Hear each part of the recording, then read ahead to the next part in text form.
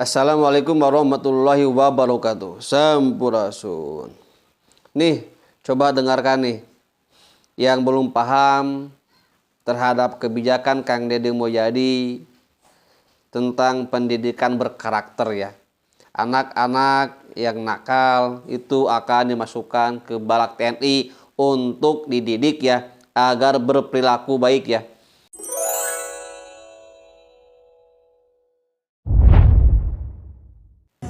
Bapak kamu tentara? Ya? Betul. Wahai Gubernur Jawa Tengah, wahai Ibu Esti Wijayanti yang anggota DPR yang saya hormati, ini kenakalan remaja begini, kenakalan anak sekolah begini, ngerti nggak? Mereka tawuran, bawa parang, mau bunuh-bunuh, ngerti nggak? Sekarang gimana? Masih berubah pikiran nggak?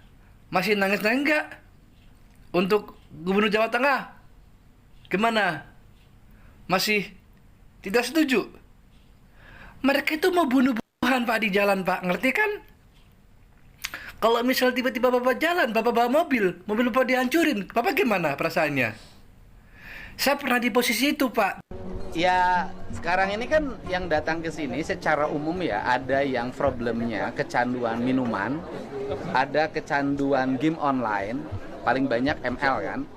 Terus kemudian ada yang kecanduan merokok ya. Terus kemudian ada yang terlibat dalam geng motor satu kelompok. Nah, secara umum mereka tuh sudah punya kesadaran bahwa dirinya ingin berubah. Dan mungkin di rumah mereka tidak bisa lagi berubah. Maka masuk ke Dodik Bela Negara Kodam 3 Siliwangi, ini adalah cara membangun kedisiplinan mereka. Dan saya lihat baru 2 malam sudah biasa tidur jam 4, sekarang udah jam 9. Biasa merokok berhenti merokok. Nah, nanti kita pelajari kualifikasinya kan, karena ada problemnya kan, ada memang orang tuanya baik-baik saja anaknya nakal. Ada yang memang orang tuanya berpisah, anaknya nakal. Ada orang tuanya yang bertengkar terus, anaknya nakal. Tetapi variatif dan semuanya harus ditangani dengan baik. Nanti psikolognya harus monitor dalam setiap hari. Dan saya minta semua anak-anak diperiksa dulu itunya, kesehatannya. Ya, semua diperiksa kesehatannya total, sehingga nanti kita bisa melihat arah ke depannya. Dan makin kesini malah makin banyak yang daftar. Gitu. Artinya ada kegelisahan dan orang tua melihat tayangan-tayangan yang objektif oleh teman-teman media, akhirnya banyak yang hari ini mungkin sudah berbondong-bondong ini nitipin anaknya. Sehingga nanti kita tidak lagi bicara persoalan anak yang berperilaku khusus, anggap saja ini adalah pendidikan kebangsaan bagi anak-anak Jawa Barat.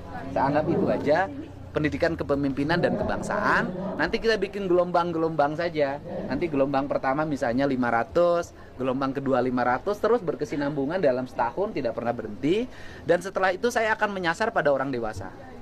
Ini akan yang saya lakukan program untuk orang dewasa. Orang dewasa begini, orang mabuk tiap hari meninggalkan istrinya, itu kan nggak bisa dipidana. Orang yang bertengkar di rumah nggak bisa dipidana. Orang yang nggak pernah balik ke rumahnya meninggalkan tanggung jawab terhadap anak-anaknya kan nggak bisa dipidana. Kemudian tidak semua hal bisa dipidana dan tidak semua hal dipidana. Maka saya memilih nanti ketika ada orang bikin rusuh di sebuah daerah, kemudian kerjanya mabuk aja atau misalnya bergeng-geng di jalanan, nanti dijaring kemudian diserahkan ke Kodam 3 untuk dididik di Dodik ini. Ini kita ini pengen menangani. Artinya bahwa kalau ini dibiarkan akan ada pelanggaran HAM berikutnya. Yaitu satu, HAM orang tuanya terlanggar oleh pelaku anaknya. Yang kedua, HAM orang lain terlanggar, mereka yang terluka itu terlanggar HAM-nya. HAM orang lain untuk mendapat ketenangan, keluar malam orang lewat merasa terancam, itu juga HAM yang harus dilindungi. Jadi menegakkan HAM harus dengan cara untuk melindungi HAM. Ada HAM yang satu orang harus dijaga, ada HAM orang lain yang harus dilindungi. Nah, kemudian yang berikutnya adalah persoalan yang dimasalahkan adalah TNI tidak boleh terlibat dalam pendidikan anak sekolah. Pertanyaannya adalah, banyak TNI yang ngajar di sekolah. Di Papua, TNI ngajar di SD, di SMP. Kemudian TNI ngajar pendidikan kepemimpinan dari dulu untuk ASN, untuk calon karyawan. TNI ngajar di sekolah SMA Taruna Nusantara. TNI ngajar di sekolah-sekolah yang yayasan-yayasan itu milik TNI. Nah, jadi nggak ada hal baru TNI memberikan pendidikan pada sipil, pada anak-anak sekolah, bukan hal baru. TNI melatih baris berbaris, TNI melatih paskibraka, TNI melatih pramuka. Kan nggak ada problem. Itu artinya pro dan kontra biasanya. Gini, kalau dalam setiap kebijakan pasti ada pro dan kontra. Dari seluruh pro dan kontra itu ibarat pisau yang lagi diasah. Anggaplah pro dan kontra ini adalah lagi ngasah ketajaman berpikir saya dan tindakan saya sebagai seorang pemimpin. Nanti kita lihat hasilnya. Dan saya juga mempersilahkan pada Komisi Perlindungan Anak, pada Komnas HAM, pada Komisi 10 DPR, pada Komisi 1 untuk berkunjung ke tempat pelatihan secara terbuka. Ya, terima kasih. Ya, coba Komnas HAM, KPAI, Komisi 10 ya, kalau punya ide gagasan silahkan. Ya. Jangan banyak komentar mulu. Hayo we komentar, Kang Deddy. Silahkan, lakukan seperti Kang Deddy. Kalau Anda punya ide gagasan yang baru ya, sesuai metode Anda ya. Dan juga ternyata bukan hanya anak kecil, anak siswa yang akan dididik oleh Kang Deddy. Bahkan orang dewasa pun akan dididik oleh Kang Deddy, akan didisiplinkan oleh Kang Deddy apabila orang dewasa mainnya, apabila orang dewasa hanya mabuk-mabukan ya, gak jelas, jadi sampah masyarakat. Dan juga para pegawai-pegawai Pemprov juga yang tidak disiplin akan didisiplinkan oleh Kang Deddy Mulyadi ya. Oke, kita akan dengar bagaimana pendapat para netizen ya. Silakan. Pada yakin banget sih Kang Deddy Mulyadi KDM itu gubernur. Kata gue turunin dah KDM dari gubernur tuh, turunin, jangan jadi gubernur. Tonton dulu videonya sampai habis karena gue mau nayangin videonya Kang Deddy Mulyadi biar kalian semua paham kenapa gue tiba-tiba marah. Masa sih gubernur pidato nggak pakai teks? Emang boleh pidato nggak pakai teks kayak gitu? Karena dia ngerti lapangan dan dia bekerja dengan hati, dia bekerja jujur. Emang boleh nggak pakai teks kayak gitu? Ada gubernur yang begitu? Ada, itu Deddy Mulyadi doang tuh begitu, Kang Deddy doang yang begitu. Nih gue kasih tunjuk videonya, lu tonton videonya baik-baik ya. Yang gak ngerti bahasa Sunda ada translate-nya di tengah-tengah. Indonesia budak make motor, beli udur, minuman, balik peuting, pamarentah na cicing, eueuh tindakan. Tapi lamun aya kekerasan ka budak ribut sa alam dunya kabeh ngilu komentar ya. Lamun hayang mere pelindungan ka anak Indonesia, lain ukur urusan ayeuna dibawa ka balak militer, geura lindungi anak urang tinu korban motor, tinu korban mobil legend, tinu korban HP, tinu korban minuman keras, ciu, eksimer, geura belerkeun eta ku sarerea sia. Tingali tayangan aing mah geus tiba heula nguruskeun eta, tong boro jadi gubernur, keur jadi anggota DPRD aing mah kurang ngabubarkeun ieu kabeh, keur nganggur ge dibubarkeun, penambangan, penjualan eksimer, minuman keras, ciu ku aing dilawan kabeh baheula. Aya komo ayeuna jadi gubernur. Lamun kuring hayang populer-populeran geus ku aing anggarkeun bansos sing loba, mere duit sing loba, tapi kuring ngalobaan bansos, mere duit sing loba ka masyarakatna, teu ngarobah cara berpikirna, teu ngarobah cara bertindakna, aing geus ngamiskinkeun rakyat Jawa Barat. Rakyat Jawa Barat moal beunghar ku bansos, rakyat Jawa Barat moal makmur ku dibere bantuan, analisis kuring, jelema nu terus-terusan dibere bantuan lain maju, kalah kamingkin ambruk di lembur ge ayeuna mah geus tong ngaramet.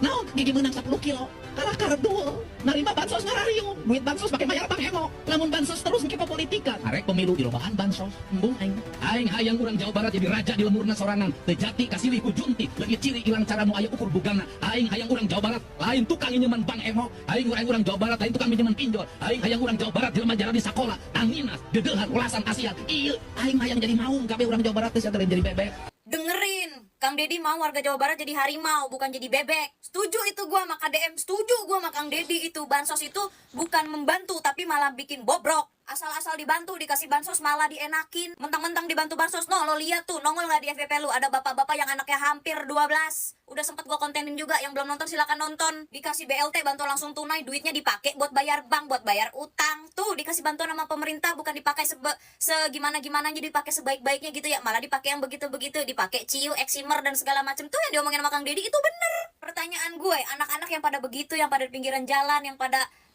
mabok-mabokan gitu, KPAI kemana? Kemana doi? Terus buat para haters ya, buat para orang yang selalu ngatain buzzer, terus yang ngatain Kang Deddy Mulyadi itu pencitraan apa segala macam, itu lo tonton videonya.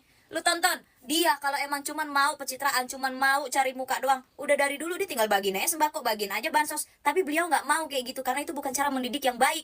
Bahasa simpelnya gini deh, Kang Deddy Mulyadi itu nggak mau rakyat Jawa Barat itu jadi mental pengemis. Hah? Jadi mental miskin, tau gak lo? Apa-apa tinggal minta, apa-apa minta ke pemerintah, apa-apa minta bantuan gitu bahasa simpelnya. Nggak ngerti juga. Ya udah lu sekolah lagi deh, lu ngulang deh. Dari sebelum Kang Deddy Mulyadi itu jadi gubernur, beliau sudah mengerjakan hal-hal seperti itu. Jadi kalau lu pada bilang Kang Deddy Mulyadi pencitraan, iya pencitraannya bertahun-tahun. Konsisten tuh, pencitraannya konsisten tuh. Hah, konsisten. Hari gini mana ada pencitraan konsisten, sayang, nggak ada. Makanya semuanya ketebak kalau pencitraan cuman pas kampanye doang, karena semuanya pencitraan. Kalau Kang Deddy mau pencitraan dari dulu, dari zaman baheula doi udah pencitraan. Jujur ya, jujur gua tuh dari dulu emang nggak terlalu suka sama namanya bantuan pemerintah bansos itu ya. Kayak maksud gua bukannya gua nggak setuju 100% nggak setuju, enggak, tapi gua lebih ke kayak ini kalau misalkan ditolong terus pakai bansos gitu ya, lama-lama tuh masyarakat tuh pemikirannya jadi kayak oh ya udahlah nanti juga dibantu kok sama pemerintah, nanti juga dapat bansos kok, tinggal daftar aja, tinggal bikin surat keterangan tidak mampu aja dan segala macam dapat deh bansos. Nah akhirnya timbullah tuh pikiran-pikiran ya udahlah gue bikin anak lagi aja, banyak anak banyak rezeki bla bla bla bla bla, ya udahlah hari ini duitnya dipakai buat yang lain aja, besok kan bansos turun dan segala macamnya. Itu bener-bener pemikiran yang tidak mendidik menurut gue. Lu jadinya jadi punya mental pengemis, mental miskin, mental minta-minta, mental maunya dibantu terus, mental lu jadi nggak mau berusaha. Kenapa gue bilang Kang Deddy Mulyadi turunin aja jadi gubernur? Iya, biar dia naik jadi RI 1. Tapi sebelum dia jadi RI 1, biarkan dulu dia menjadi gubernur Jawa Barat setidaknya 10 tahun, abis itu naik RI 1. Ya, kasih dulu sekarang Bapak Prabowo Subianto untuk menjabat. Kalau bisa 2 periode juga ya. Jadi nanti abis dari Bapak Prabowo udah lumayan rapi, udah lumayan tertata, diganti sama Kang Deddy Mulyadi. Pasti jadinya perfect alias sempurna. Karena menurut gue kalau masa jabatan cuma 1 periode atau 5 tahun, menurut gue kinerjanya kurang terlihat gimana-gimana gitu ya. Tapi kalau udah 2 periode 10 tahun itu biasanya baru hasilnya kelihatan, karena 5 tahun pertama itu pasti awal-awalnya kan masih penyesuaian dulu, masih penilaian dulu, peninjauan dulu, ini itu. Nanti kelar-kelar dikerjainnya ya kelar periode kedua udah mulai rapi lah.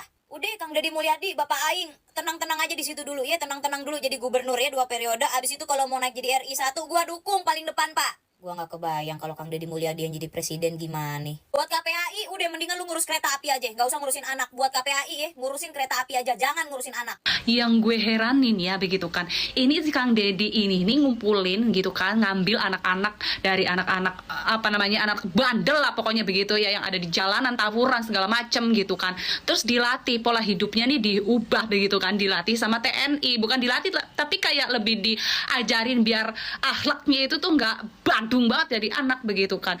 Herannya kok kayak apa namanya, kayak Komnas HAM dan lain-lain tuh kepada protes begitu ya. Udah bersyukur itu Kang Deddy gitu kan, capek-capek ngedidik anak bangsa, anak Jawa Barat supaya jadi anak yang bener gitu kan ya, terus masih ada aja gitu loh ya yang pada protes gitu, katanya menyalahi apa sih, katanya aturan lah, melanggar apa gitu loh. Nggak mudeng, saya nggak ngerti saya gitu kan. Tapi emang begitulah guys ya, emang begitu biasanya orang-orang yang baik, berbuat baik itu pasti bakalan ada aja yang nggak suka, banyak malah begitu ya.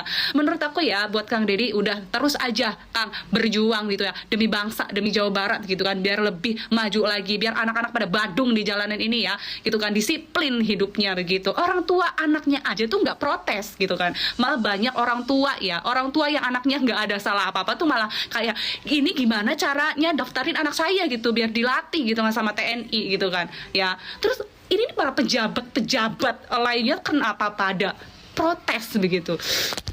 Gecek banget aku. Oke, bagaimana pendapat Anda? Silahkan berkomentar ya. Sekian, terima kasih. Wassalamualaikum warahmatullahi wabarakatuh. Sampurasun.